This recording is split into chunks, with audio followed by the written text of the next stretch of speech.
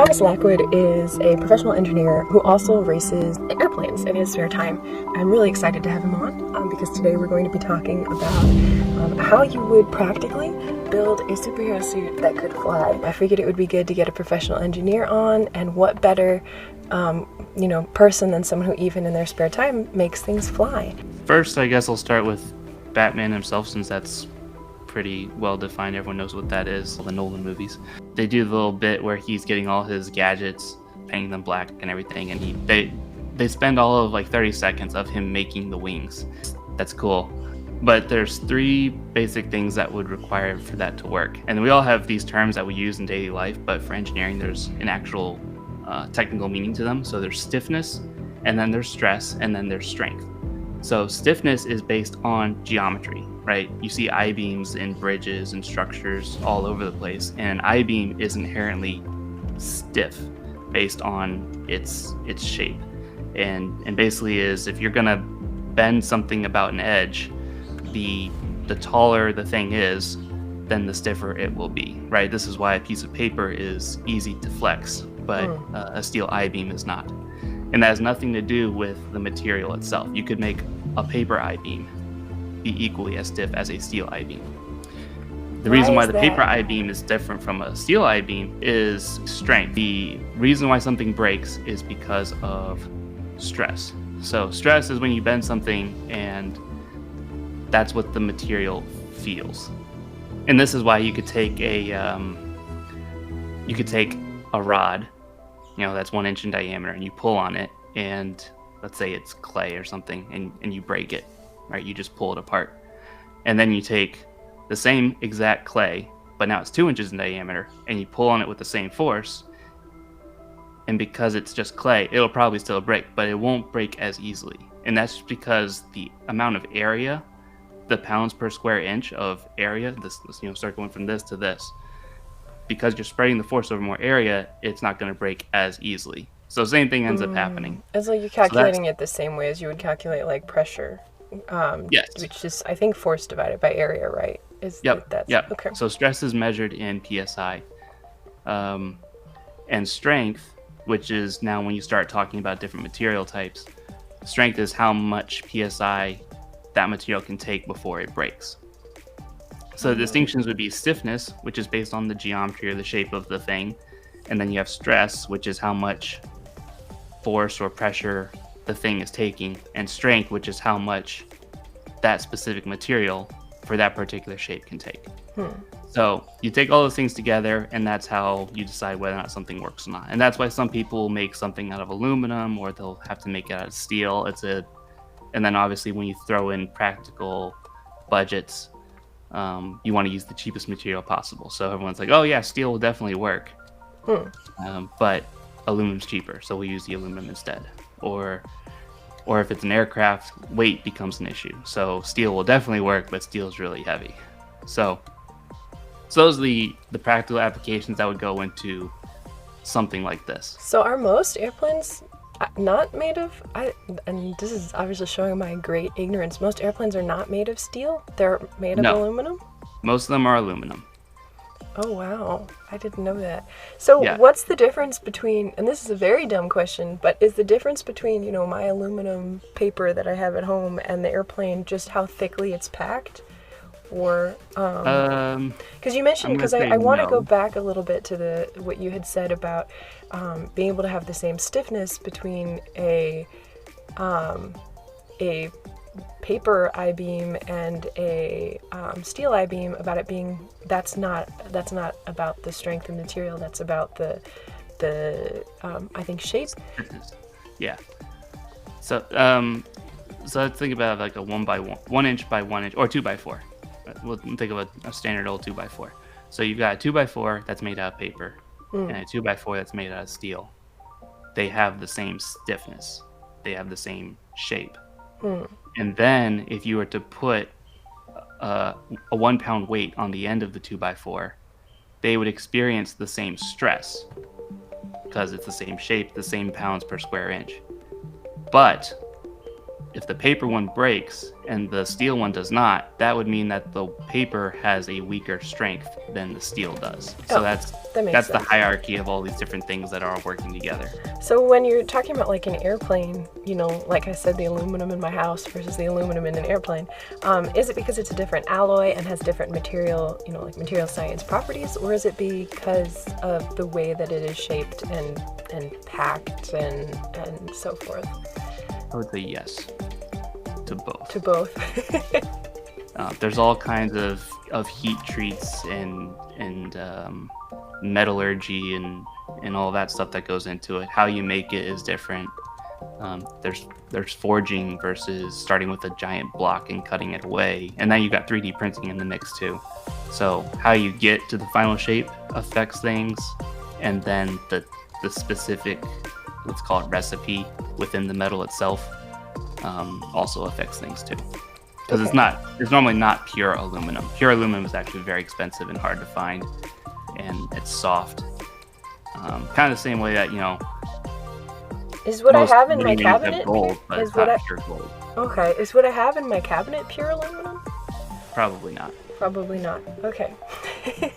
I know I keep going back to the aluminum in my cabinet. I just didn't know that airplanes were made of that stuff. And then same thing with like silverware, right? It's got silver in it, but it's not pure silver. Roger.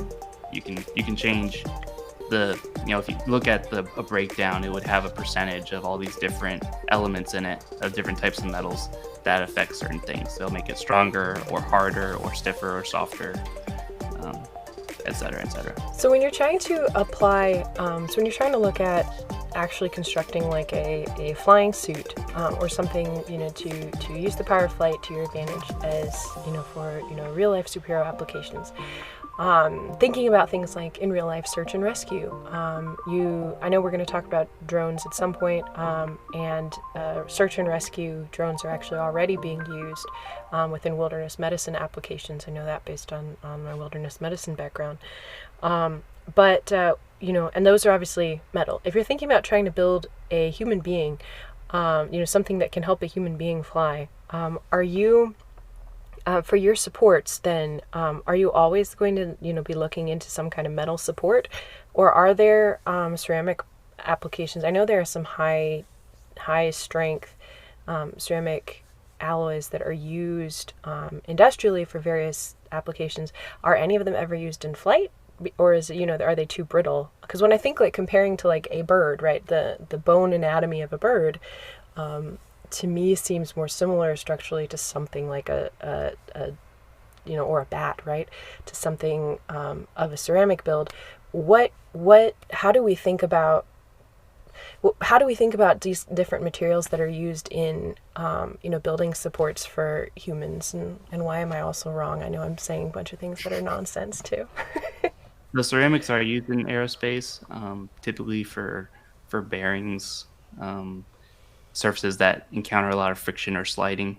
So all of your engine parts and stuff, there's lots of, you know, spinning things. And I guess we would think most of the time you'd spin a wheel on an axle and that's fine. But you do it long enough, fast enough, there's a lot of heat that builds up. And when things heat up, eventually they expand.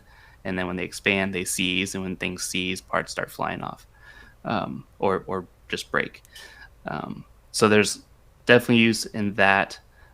Things are going very much in the direction of carbon fiber, as far as stuff being light, and which you can get it to be lighter than aluminum, but you can also get it to be as stiff as steel, depending on how you do it, and it depends on the shape and the application.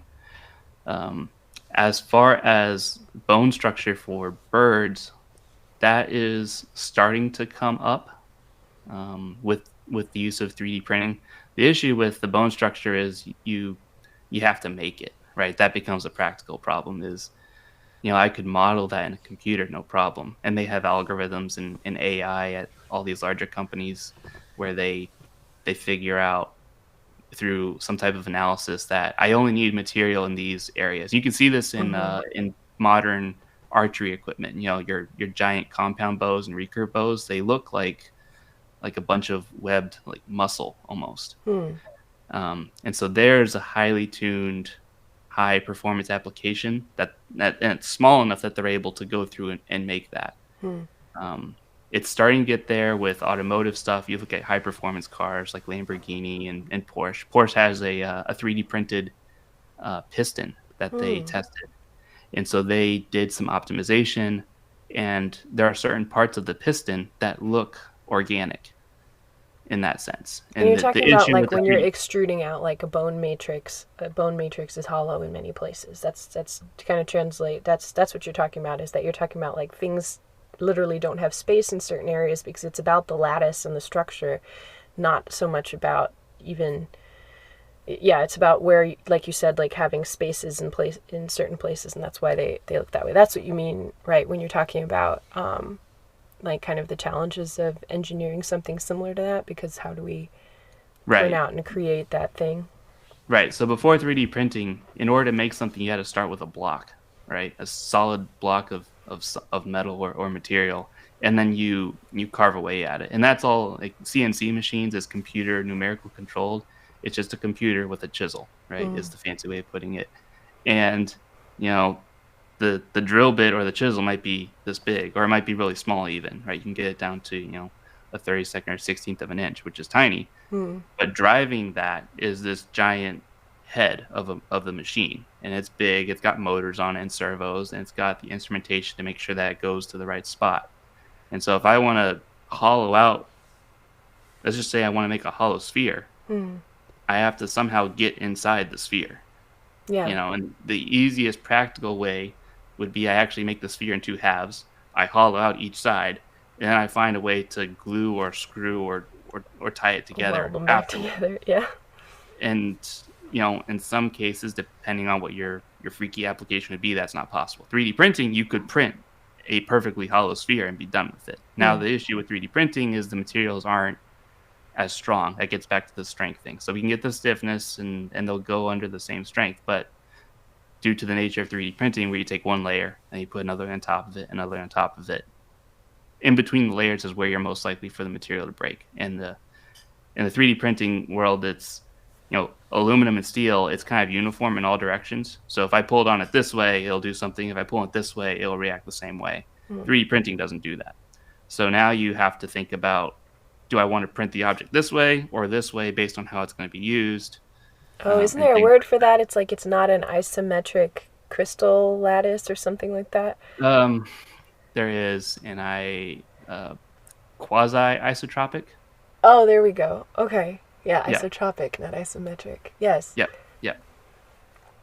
So if you were building, so would you use a 3D printer? If you had, so two possible scenarios. One, you are not Bruce Wayne and you're not fabulously wealthy. One, you are. If you are and you had all the resources available to you in the world, what would you buy a 3D printer and 3D print out your main supports for your flight suit? I guess let's get back to, we need to get back to the actual question of what we're trying to accomplish. So the Batman suit is technically a glider, right? He doesn't generate any thrust. He doesn't have a propeller. I guess in some of the series he has like a jets on his feet or something. Right, but he finds a tall point and then he jumps off and then he falls slowly. Yes. So all of those things kind of exist in different flavors, and that might be a time to pull up the PowerPoint. So I guess the simple answer would be no, I would not look to 3D printing in metal first, just because it's all newer and it's a little bit, therefore, less reliable or more of an unknown. You can satisfy the unknown by just lots and lots of testing, but that requires time and money. Roger. That makes sense. So I have the PowerPoint up. You probably can't see it because I put it up directly into OBS, but I'm on the first slide. Yeah, so the first slide is a hang glider, and it's got a skeletal structure. I actually don't know, but I want to say that it's either aluminum or maybe even wood. Or I'm sure the new ones would be composite. I mean, composite, it's just money at that point, right? If you want more performance and you want lighter, faster, stronger, then carbon fiber eventually enters the equation. But that's I would say very similar to what the Batman suit is trying to be, right? It's a glider, doesn't make any thrust, doesn't have a engine on it. You jump off of a high point and then you go as far as you can. And so with gliders, there's a rating called glide ratio, which is how far forward you can go for how far you drop. And so hang glider is about 16-1. So you can go 16 feet forward for every foot you drop. So if we're trying to reach a certain distance, then that would tell you how high a building you have to jump off in order to get there. But we do have it. We had a viewer who just now said, "Oh, that's like your name. You could be Kite Man. That would be your superhero name. You'd be Kite Man instead." There is a jet man out there. He has an airfield routine. That's funny. Gwen, a hang glider also, you don't have to have Bruce Wayne level money. You have to have money, but not Bruce Wayne level money to obtain. You're looking at between $3,500 to $5,000 for a hang glider like this. I think you can go do it at the beach for like a fee too, for like it's a tourist attraction type thing. But I don't think they'll let you like take the hang glider from the beach and then go use it to. Probably not. For your. I think it is a rentable thing with appropriate training, but the size. I think one of the big downsides with something like this kind of glider, right, is then you're really looking only at very limited like search and rescue applications in like mountainous areas where you're having some difficulty getting in with other means, and in that case it's still maybe not the most practical for search and rescue. And so then if you're looking at your superhero plans in an urban environment, and we've talked via the 5-day superhero course that people can get in the description of all the Becoming a Real Life Superhero videos, talking about like coming up with like figuring out what tools do you need for your mission and your your goal. And so if you were in somewhere kind of far away, and a lot of like if you look up search and rescue hang glider, a lot of it is people rescuing hang glider people who've gotten stranded. In fact, they typically like jump off of a cliff, right? Yes, and then they need rescued. On the beach or in everything is search and rescue save stranded hang glider. You don't see, and partly because of that is because you can't get back up, and then it's very difficult to carry and move. And it's kind of like skiing, right? It would be fun to go down. Yes, not so much fun to go uphill. Exactly, but I think there are. But there are modifications and so forth, and I think it might be worthwhile to talk about the build differences for something smaller. Like base jumping is obviously hang gliding for insane people who are not afraid of dying. But somewhere between those two very limited builds, maybe there's a happy medium here. I'll go to the next slide that you have here. Yeah, so the next one is the wingsuit, and the glide ratio on these not quite as good. It's 2.5 to 1, according to the internet. I've never done any of these, so going based off of Google results, but looks a bit more like Batman, and it's a lot smaller, a lot lighter, but not nearly as far. So if you want to go to the same distance, you're gonna have to find a place that's 6 times taller than the hang glider place. You'll need a really, really tall building or mountain or something. These though, because they're portable, you could jump out of an airplane. Fitting a hang glider inside an airplane will be kind of a bear. You would probably have to tie yourself under the airplane, Tom Cruise style, with a hang glider and then detach yourself, which all things are possible, I guess. But for this one, they actively do that. And then wingsuits also are this is more affordable than the hang glider just by itself. Obviously, not safer and a little bit more difficult to adapt. You have to learn You have to really learn how to use them. You can get I'm not sponsored by any of these people, by the way, but you can get a vampire alpine wingsuit for $1,720, or the Birdman katana. They all have like names like this, like the Blade 3 is $1,895. The Ninja is $1,595, which is really cool name. If the best value for the name is certainly the Ninja. I don't know. I've never been with any of those, but so those are a real thing. So now wingsuits are mostly like they don't have as much of the firm support that like a glider does. If you were trying to modify something to increase that, your arm is the support. That's why it's hard. Exactly. So if you wanted to modify a wingsuit to get a better glide ratio, and like, could you take some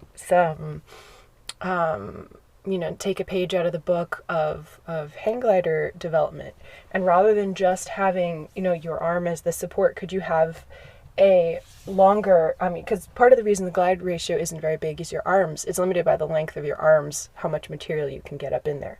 So, my question is, if you could have a long support, like a very light bar behind the arm that extends out further, so that you could, which is kind of similar. Batman has supports put into his wingsuit, has little supports in it. There's also stories where in the comics where it's like, and this is dumb, like Robin's cape is supposed to be bulletproof because it's like a really light carbon fiber titanium mesh thing, which we don't use titanium in real Kevlar, so that's not how that works. But the stuff like that, like his wingsuit and so forth, is supposed to have some additional support because of the way the material is. But if you could have a long support lengthened out from the arm that you could disengage, kind of like a pole, and then built into the suit perhaps another long support so that you could increase the wingspan. Do you think that would be in any way practical to kind of create a blend almost between a glider and a wingsuit? If you had to do that, what would you do to design something like that? No? Probably not, because that, in thinking about this, I was thinking about the Nolan Batman, and he does have little stringers, and there's a little video of him, testing his gloves out where you can turn them on and off. And I haven't done this, but I'm just going to say it's possible. Is you could go through and you could measure the TV screen, right? You could figure out how big his little ribs are and how long they are. And then you can make a guesstimate of how heavy he weighs with all his armor and stuff, and how long each of the ribs are. You could reverse engineer the bat suit. And once you reverse engineer how big it is, you have the shape. Once you have the shape, you have stiffness, right? And then the stress will be based on how heavy he is. So he weighs, 200 pounds, and he's falling, and the wing, his suit has to support that. And then you could make some assumptions about, is it evenly distributed, or is it concentrated closer to his body, or is it more towards the wingtips, things like that. But you could make some assumptions. You could guesstimate that, and then you would get the stress, and then you could look at a list of available materials that exist, and you could see if any material with that particular shape could survive that stress. And because those tubes in that movie are like this big, the answer is definitely going to be no. Oh, I didn't see your this big, because I had it on thing. I'd have to watch the movie again, but they're not small. Huge, right? Yeah, I feel like Batman himself is not a good practical example. I mean, that the issue is that you take a balance between armor and armor and flight. You cannot really have both to that level, even between so the bulletproof vest that I own is very different than the bulletproof vest that was issued to me by the military, because I wanted something for myself that was lighter and that had better protection. I was more likely to get stabbed than shot when I was doing street medicine in Puerto Rico. So I chose a bulletproof vest that had a different kind of weave that was better for knife penetration. The Kevlar that you wear in the military, you are looking at taking fire from, heavy automated guns and so forth. That's what you're worried about. And so it's much heavier, and it's a very different weave. It's plates, it's big plates versus the very, it's easily 3 times heavier than the comparable body armor that I wear.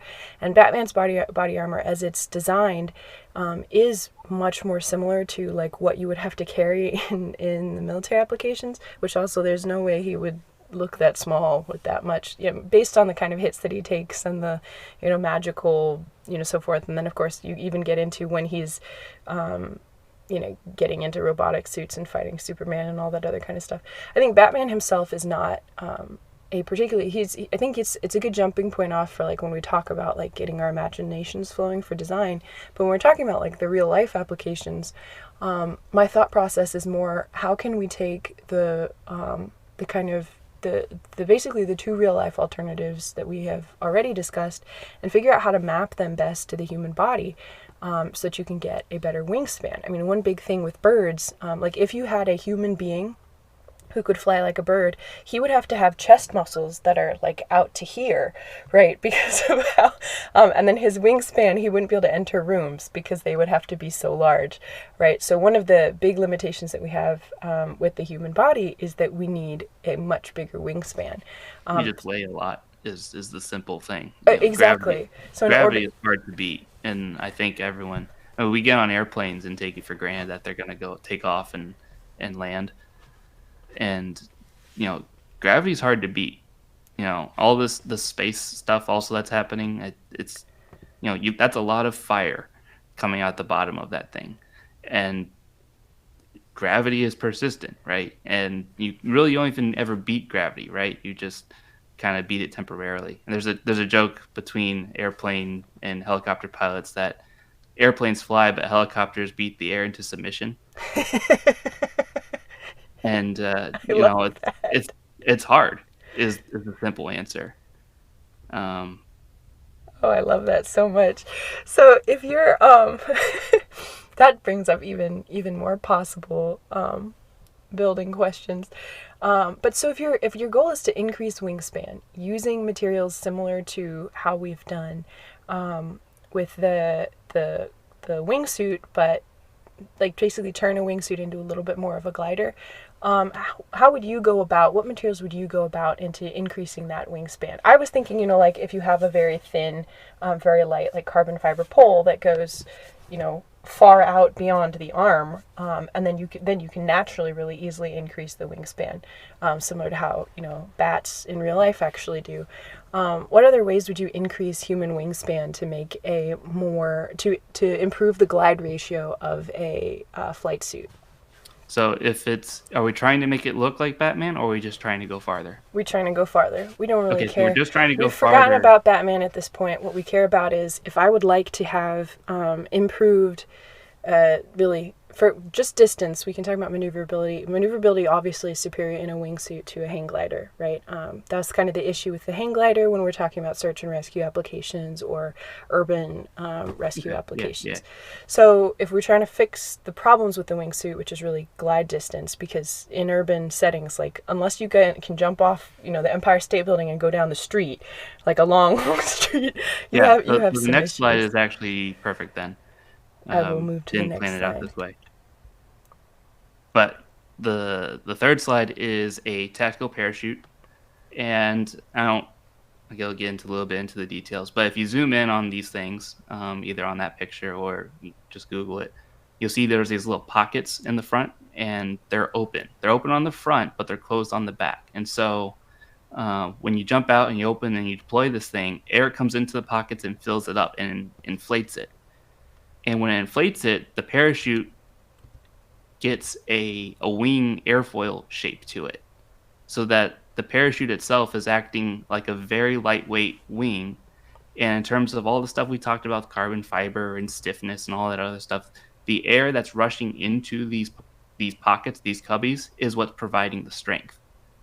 And therefore, it's got an airfoil shape, and now it's able to maybe not generate lift so much, but at least take more weight given how big it is, right? This is smaller than the hang glider, but a little bit bigger than the wingsuit. And now the glide ratio we're looking at is more 5.5, so it's almost double.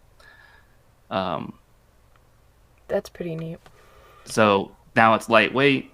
In terms of like a practical Batman application, what you might do is you might have two of these. So you would start your mission off, right, with one, and fly into a skyscraper window or something, shed the first parachute, do your fighting or beat someone up, and then jump out, and then you deploy your second one. And it would be lightweight enough that you'd feasibly be able to do that. I want to say Mission Impossible did this in one of their movies. So it's awesome for this is why this is what the military uses, right? The military in real life uses variations of a parachute. They don't use wingsuits or anything like that. There is a danger of maneuverability. The Army in particular, in airborne school, has a notorious so in civilian skydiving, for example, or any other parachute applications, tend to be much safer than the military ones. There's just a much lower death rate from training accidents and so forth. But and a lot of that has to do with jumping with someone who has experience or not. It's like training and so forth. In civilian applications, you're jumping with someone who's done this 100 times. In the military application, you are doing it yourself, and good luck where you land where you land. So it depends on the parachute. What was that? That would depend on the parachute. A lot of your military applications, you're going in with the intention of throwing the parachute away after it's done. And that's expensive. So it depends on what your mission is and how precise it is that you land where you want to land. World War II D-Day stuff, it was just they couldn't steer, right? They fell wherever they fell. These tactical ones that are shown here and the ones that you're talking about with skydiving, and you'll see them where they've got the little handles that they can pull down on. That's to steer. So there are parachutes out there with lots of control. The question for the military would be whether or not it's worth paying for, and that would depend on the mission. If it's covert or something, you have a very specific point you need to reach. So that would depend on, I guess, budget, whether or not you're planning to reuse it, if you can access it a second time. But if it's like just a civilian, I just want to get from point A to point B, this is probably the easiest way to go. And the nice thing is, the reason why it's able to do it without metal is this is a bit different than we've talked about with stiffness and strength and stuff. But I guess we sort of talked about it. Is we were talking about how steel works the same in all directions, right? If you're pulling on one direction versus another. There's another option, which is when you start pushing on it, compressing it, right? And is that where you pull up a sheet of paper? You can pull on the sheet of paper and it won't tear. And then you go and you can push on the piece of paper and it'll just crumple, right? So paper is strong in one direction and weak in the other.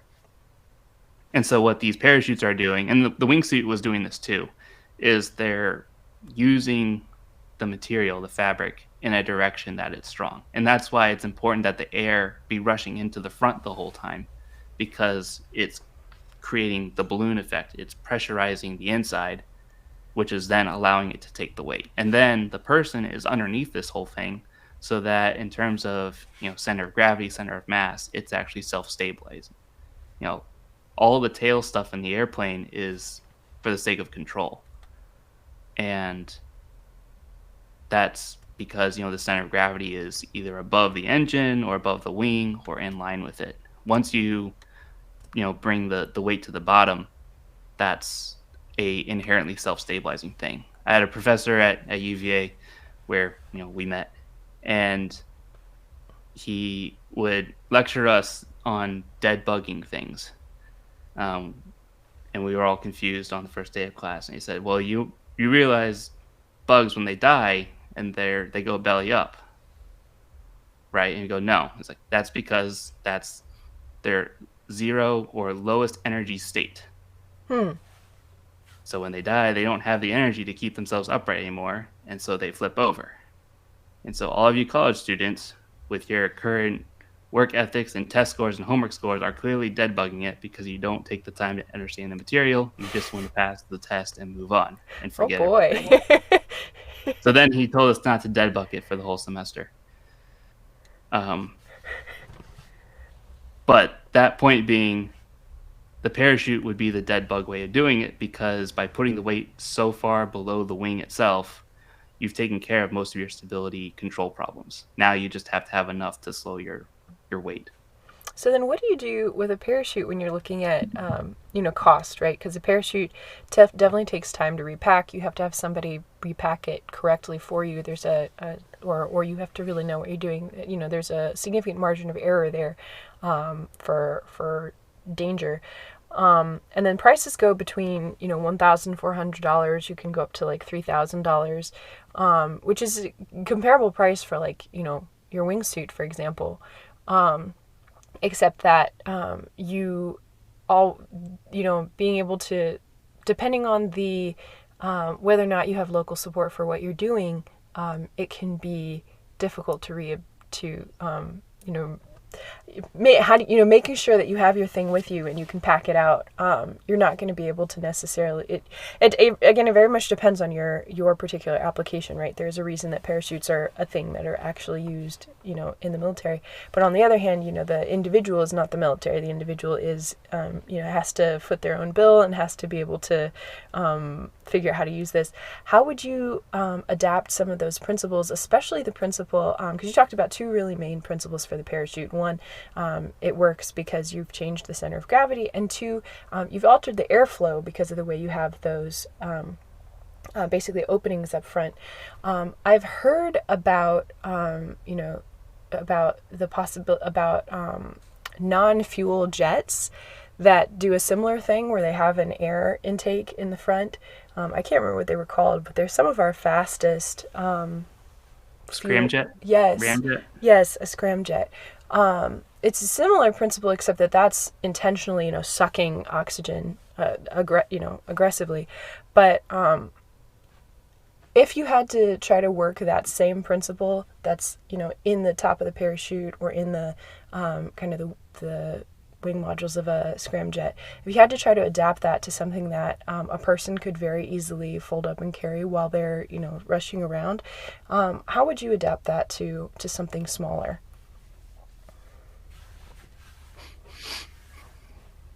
Like if you had to put it together with a wingsuit, how would you do that?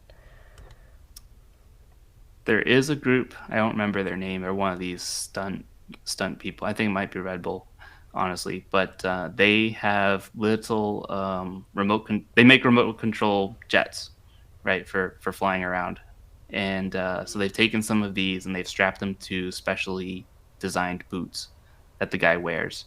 And so he has these little jet engines strapped to his feet, and he has a fuel tank on his back. And so that allows him to actually fly around or go up even instead of just falling. Not really sustainable like a scramjet. But then a scramjet isn't sustainable either. The biggest problem with a scramjet is you have to use like a rocket to get fast enough for the scramjet to even work. Oh, I didn't know that. Yeah. The difficulty with the scramjet is I think it takes a ramjet to get there, and then a ramjet requires like a rocket or something. So the SR-71 Blackbird had that's so had dumb. Why is it such a big deal? People are so excited about it, but it's dumb. You have to get fast enough, and getting fast is the hard part. That's very silly.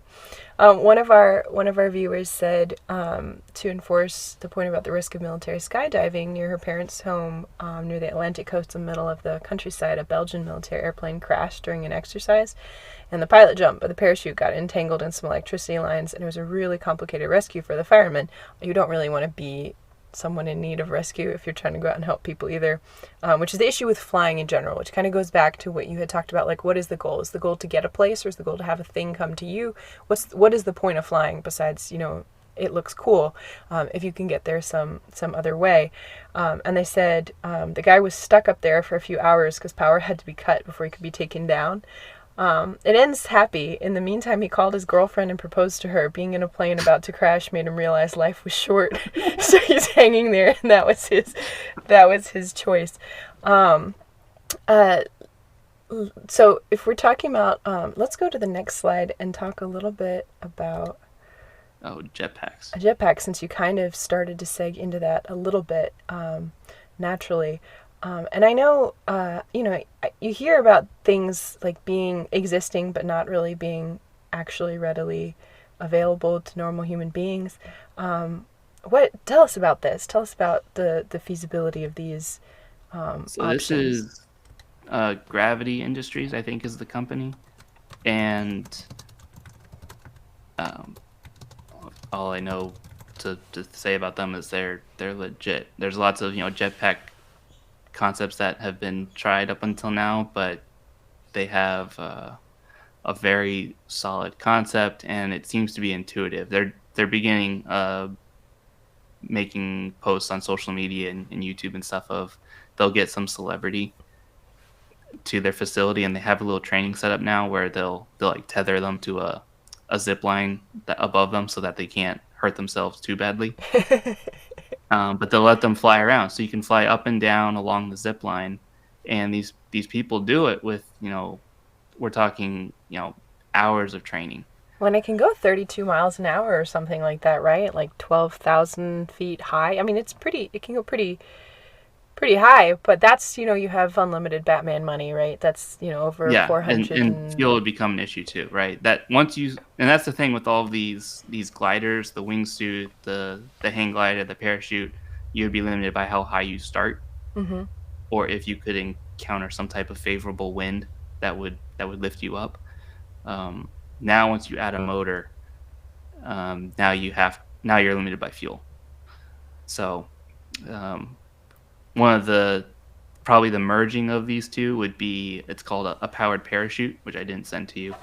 I can get. But a powered parachute it's a parachute, and you either have like a go-kart or a dune buggy type thing with a propeller on the back. Oh, that's right. We've all seen those in like beach people applications. Here, yeah. I'll pull this up so you guys can see. Can you guys see that? Yes. And so in terms of, I guess if we're in remote areas and you just want to get from point A to point B and there's no FAA or something that's going to yell at you, then that is the bare minimum. And I think if I'd have to go look into this, but I think it's considered an ultralight, so the airspace rules are different. But that would be the easiest, most practical way, because now you can get that now you have a propulsion mechanism. Your parachute can be bigger. It's got the center of gravity balance that we talked about also. So you've got all the pluses of the parachute, but you've given yourself a little bit of propulsion to keep yourself in the air. And it doesn't take all that much. Do these use diesel? I mean, it just needs an engine that turns the propeller. So at that point, you could use whatever you wanted. You could do electric. You could do gas. As long as you got an engine that could turn a propeller, then you'd be able to make it work. And I'm seeing that they try to sell some of these to law enforcement. I'm not sure exactly what law enforcement use these for, but that is fascinating. There is a company called Maverick that mounted a car underneath the parachute, or maybe the car is called Maverick. Anyways, it's a certified aircraft and is a road legal car in the U.S. And it was created. I forget who it is, but there's a church or organization down in Florida, and they created it for missionaries to use in third world countries. So it's a dune buggy with a propeller on the back. You can set up this parachute, and then you can go take off. It doesn't go fast, and it doesn't gain altitude very quickly, which was evident a couple of years ago because one crashed into a building. But it does work. Oh, the Maverick flying car. I see a post here in New Atlas. That's fascinating. I didn't know about that. Yeah. So now we're getting bigger, and it's not a person with a suit anymore, but that's been done. That's, to my understanding, that was successful, and that was started or involved with one of the kids or grandkids of Nate Saint. Oh, that makes sense, because it's so difficult to get airplane stuff. And so for those of you who don't know who Nate Saint is, he was one of the 5 missionaries who went into what was then called the Auca people group. They didn't call themselves this, but the surrounding people groups around them did.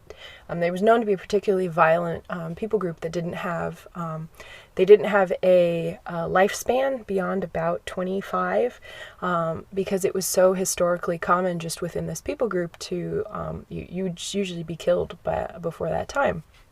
And so other people groups around the area were very wary of this particular people group. And this particular group of 5 missionaries went in and they flew an airplane over regularly and dropped gifts, food and clothing and other things like that, before actually landing, because they wanted to, share, the what they believe is the light of heaven with these people, and hopefully expand their lifespan beyond 25 as kind of a side effect of people not killing each other. And they went in and they actually had weapons with them, but they made a promise to each other, these 5 men, Jim Elliot, Nate Saint, and I can't remember the name of the other 3, but they made a promise that they would not, because they had the ability to defend themselves, but then they thought, that's not going to be any different than what these people already experienced. So they made a promise that they weren't going to use any weapons to defend themselves if something happened. So things went well at first. They met these people, and it was, a really interesting and unusual cultural exchange between these 2 very different peoples. I believe they were American, these 5, and they had already. Eric Little was British. Oh, okay. And they had been doing work in the area with other people groups, doing humanitarian aid. I think Nate Saint was the airplane pilot, right? Yep. And Nate Saint was the airplane pilot, and Eric Little was the Olympic runner, the Chariots of Fire guy. Yeah, that's a different guy. But yeah, so these folks came down and they kind of set up camp, and they stayed there a couple days, and then eventually they were all killed. And they made and their wives and children came back after all the men had been killed, and went in to live with these people anyway. And the people were so overwhelmed by that. They'd never seen that. They'd never seen that, like, oh, you want to help people even though I killed your family members, because that hadn't been the tradition of how things worked. They were, impressed by that, and that made all the difference. And humanitarian aid was able to get into the area, and now and I'm so sorry that I don't know the actual people group name, like what they call themselves. It's still the Auca, like I said, the name that the other people groups around them call them. Now you have Auca people who are teaching like cataract surgery to other people groups around the world, like doing, advancing humanitarian medical aid. And the lifespan has been, dramatically altered because with kind of the way of peace being brought in, that these 5 men showed through their pacifism, through allowing themselves to be killed. You have, for the first time, and it's our generation now, that for the first time you have people in this people group who've seen their grandchildren, which is astounding and really awesome, because it's different than, sorry, I really love this story, but it's really different than some of the imperialistic stories that you hear of engagement between people groups. It's different than some of the, it's just, you have a healthy and special cultural exchange, and they have their own, chants in the way that they do, because they don't have a concept of music, so they have their own chants and other kinds of things that they've been able to share with the world. And it's cool to be able to have this amazing exchange. And then, of course, from from the point of view of people who believe in life after death and everything like that, that's amazing and really special change that's happened in this area. So that's Nate Saint is, I think, a really good example of the importance of flight applications in certain humanitarian things. This is a setting, near the Amazon. Specifically, I think they're located in Ecuador. And you have the problem and the challenge of getting medications in to increase lifespan and getting other items when you don't have access, right? There's no roads or anything like that. And so in that, runway. Yeah, so I didn't know about the developing the Maverick. That is fascinating. I think it's his son or grandson. Yeah, but yeah. Definitely one of the two.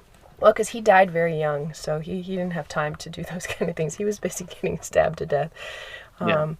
So, and apparently parachutes is what some people like to call them, have been used for Homeland Security, Border Patrol, drug enforcement, aerial photos of crime scenes, lost or missing persons, fugitive captures, prisoner work release. That's confusing. Why would you need that? SWAT team aerial support. So apparently they've been used for a bunch of things. Again, you're looking there, though, about, now your cost is going up. Yeah, I think the powered parachute is the minimalist way of getting into the air, right? It's the same thing as those things we see at the beach where it's some guy with a parachute tied to a boat. Mm-hmm. The boat is your motor. And so this gets rid of the boat, essentially. And I think you're looking at, it's still cheaper than a jetpack, though. You're looking at about, $14,000 and stuff like that. The jetpack would be the helicopter version. It just beats the air into submission, right? It's just throwing energy into the air to compensate for the person's weight. And the parachute would actually, once you add the motor onto the back, the parachute would be acting like a wing and generating lift, and that would be what's countering the weight of the person, as opposed to just trying to spit it out with energy. And that's why battery packs won't last very long, right? All the energy used to fight the person's weight has to be stored in the battery or in the gasoline. Yeah, and that's another pretty significant concern. Right, and so when you're actually flying with an airplane type machine, you're pushing yourself forward, which air resistance isn't that strong, right? Because we can all run fast or drive a car fast. But now you're using the air to generate lift, and that gets into the whole airfoil, aerodynamics thing, goes faster over the top, low pressure, sucks the wing up into the air, that type of thing. Bernoulli's principle and all that stuff. Yep. That we all learn, and then that's so highly... I keep hearing, pedantic things about Bernoulli's principle, not if it does or does not really hold up mathematically in modern applications, and whether or not it does... And weird pedantic things about whether or not it really does explain flight. Okay. I'm glad we can go into this. So there is a misnomer that gets presented a lot. I don't really know if it's still presented enough now that I am a bit of aware of it. But it used to be that you draw a cartoon of an airfoil, and then... Yes, this is how I was taught 15 years ago. And then the air goes over the top, and the air goes over the bottom, right? You got the little... I don't know if you can see that. If you hold it a little closer and a little to the other side of the screen, they can see it. That's perfect. Yeah. Yeah. So you've got the curved surface on the top and the flatter surface on the bottom. And then this is where the mistake is made. They say, okay, the air, by Bernoulli's principle, the air particles that are at the front have to meet up at the back. And because this has to go farther, it has to go faster. And faster is low pressure. Mm-hmm. And therefore, the lift is actually suction of the wing up into the air. Or high pressure, low pressure. Pressure difference means the wing goes up. Yes, that's how I was taught. Yeah. So what's actually happening is you can test this with wind tunnels, and they've done that. You can find animations too. The air does not have to meet up at the back at the exact same time. There's no law that requires that to happen. That doesn't happen anywhere else in life. right? So the air goes over the top, and because of the shape, because of the curve, it does go faster. But it's not because there's some unspoken rule where air going over the top needs to reach the back at the same time as the air under the bottom. So what happens is you'll actually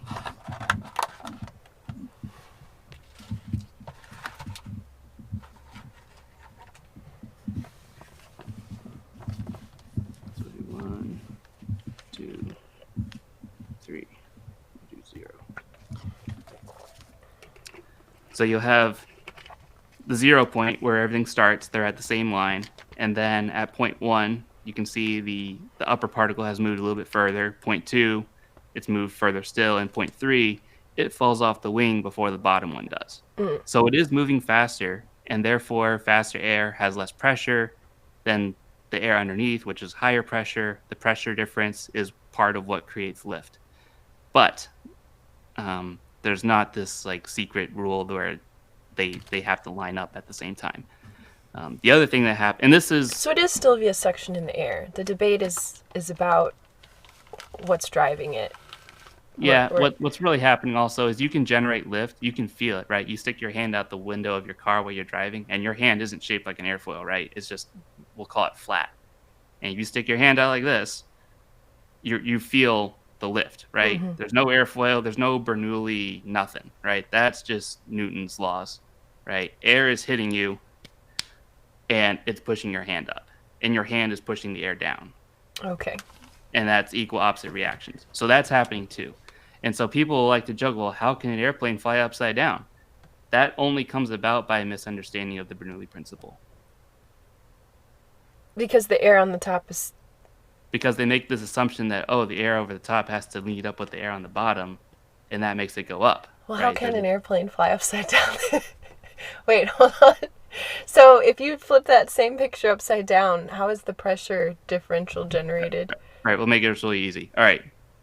Here, where air's coming in, and it's generating lift, right? My hand wants to go up. Mm-hmm. What happens when I do this? Now it's upside down. Yeah, why does it want to still go up, though? Because the air's still hitting it. All right, so now we're getting into... So there's a thing called angle of attack, which is just the angle of the thing, the wing, relative to the air. That's it. Okay, yeah. So you have... That makes sense. So air's coming in, it hits it, air bounces off this way, my hand goes up. If I flip it around... Yeah, it's just third law. So what everyone says is like, oh, how can an airplane fly upside down? They're assuming you're going to go from this to this, right? What actually happens when you're flying upside down is you go from a little bit like this to a little bit like that. Or actually, it's probably even more. It's exaggerated. Yeah. So the problem comes from an assumption that all else is equal. Yeah. And not all else is equal. I see. That makes a lot of sense. Did not expect we'd be covering that, but that was... Well, it's because I've been having a question with Bernoulli's principle in my head for like 10 years. There you go. So there we go. So I think there's some wind tunnel videos that are pretty fun. I can see if I can send those to you later. Does anybody have any more questions about your... let's cover the one last topic of the... what are we saying? The drones, and thinking about like, why do you need to fly and what do you need to fly for? And I don't know if you want to talk a little bit about drone applications. Drones usually use the propeller system. We don't have propellers on people. They would have to be very, very large, and it would be a little bit that would be the powered parachute thing, would be the most efficient. That's the most similar. But if you wanted to use drones, do you have a favorite drone? I don't think I have a favorite drone. I did work on one, but I guess there's that. If you look up UVA Razor or something back from 2013 or so. But I guess the question would be, for a mission standpoint, is, does the person really need to be the one that moves, or can you move the thing to the person? If you can move the thing to the person, the problem with the person is it's heavy, there's ergonomic issues, there's safety issues, right? If you can keep the person on the ground, you can move something to the person, that's a whole lot easier. Now you can do a drone. Now if the drone crashes, no one dies, unless the drone crashes into somebody. but now you can make sure the drone flies away from people and then circles back. And so there's obviously there's for Google's search and rescue, project. you have cameras and so forth. You have, you can carry pounds and pounds of things. Yep. You could carry. So now you can carry a camera instead of having to carry a person who has to use their eyes to look for something. And not to mention controls and life support systems, things like that. Now you just have to carry a camera, which doesn't need oxygen, right? It just needs a battery. The control system can be far more tightly packaged. So now the airplane's smaller, the weight's lower. So now if you really want to fly for, say, 10 hours or something, it's a whole lot easier to do. We have drones that fly for 10 hours, and then you have the U-2 spy plane, which is massive, right? It has to carry a person and all of its, his spacesuit and all those things. So there's a company called Zipline, which is delivering blood and vaccines and other like first aid supplies. And that's so cool. Dropping something that is, you can package it in something that's durable, they just drop it. So they fly the drone to where it ever needs to, and the drone doesn't even land, right? It just has a door, opens the door, drops the package, and then they go pick it up, and then the drone flies home. Yeah. And that's this company, and that's really, really cool. I mean, that's something that it really makes a difference. It and really does help people, and so I think that's pretty amazing, especially being able to deliver blood and so forth. That's just super cool. So and I think that's kind of gets to the when we're really talking about the two the two things that the two reasons Batman needs flight. One is so he can get over traffic and get to places quicker, and then secondly so that he can for scanning and patrol. And the drone really takes care of the second application entirely. You can use it for scanning and patrol. If your issue is you're trying to get somewhere and not have to deal with ground, then maybe you are looking at then you kind of have to think about all these things that we've talked about. In real life, probably someone as wealthy as Batman would be using, I think, something more similar to a jetpack, where just because it'd be, for that person, it'd be much more practical. But for an ordinary person, would it be practical to have, focus on some kind of altered wingsuit or some kind of parachute? That kind of seems to be like that would be the simplest thing, unless you're in an area where you can get enough, like if you take off outside the city, you have like a bat cave or something like that, maybe you could be using something like a powered parachute. So these are the kind of these are the kind of things we've talked about, and I think that that's a good place to end. I think that unless you have anything more to add or people have any more questions, I think that this has been an interesting and productive thing to talk about, kind of like run the imagination and then look at like real life applications for how flight can be used to help other people. So anything else? Any final words? That makes it sound like I'm going to kill you, but I won't, most likely. Any final words? The only thing I can think about is you can see all of these problems playing out right now in the air taxi. We'll call it an industry.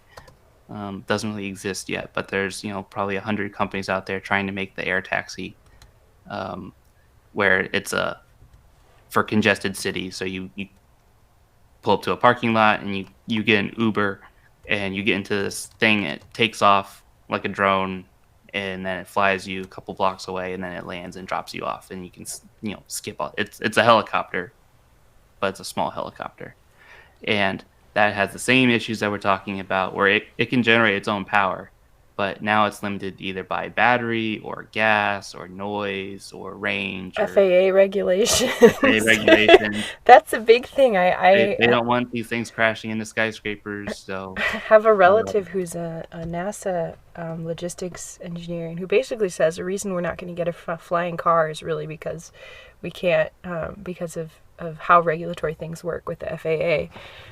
It would just be... You got the DMV too. Oh yeah. You have to get both of them to cooperate and sign off on the same vehicle. Good yeah, luck. that will not happen. So it's more likely that you're going to see, flying items will probably be developed in a different country with a different regulatory scheme, probably. And it would probably be honestly more useful there too.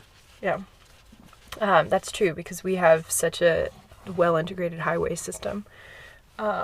So thank you so much, folks, and thank you, Thomas.